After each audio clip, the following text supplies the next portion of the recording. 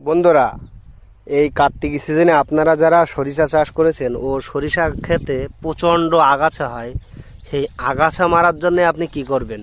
আগাছার জন্য আপনার সরিষার ফলনই ভালো হয় না। তো তার জন্যে থাইফেনেট মিথাইল অর্থাৎ স্টপ স্প্রে করবেন।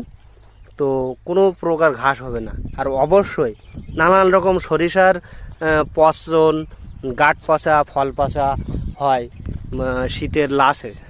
তো সেই সময় আপনারা তার জন্যে অবশ্যই পর্যাপ্ত পরিমাণে অ্যামোনিয়া ও মিউরেট পটাশ অর্থাৎ পটাশ ব্যবহার করবেন। তাহলে গাছের গ্লেজ, গাছের গ্রোথ, এই গাছের বয়স মাত্র 22 দিন। তো দেখেন গাছের গ্রোথ ও গাছের গ্লেজ, তো অবশ্যই আপনারা স্টপ দেবেন আগাছার হাত থেকে বাঁচার জন্যে। আর আগাছা ফুটলেও বাড়বে না। আর পটাশ অবশ্যই দেবেন জমিতে। তো এরকম দেখাবে। তো এই ছিল শীতকালীন ফসলের একটা বিশেষ আপডেট, অবশ্যই অ্যাপ্লাই করবেন। ধন্যবাদ কৃষক বন্ধু চ্যানেল সবাইকে।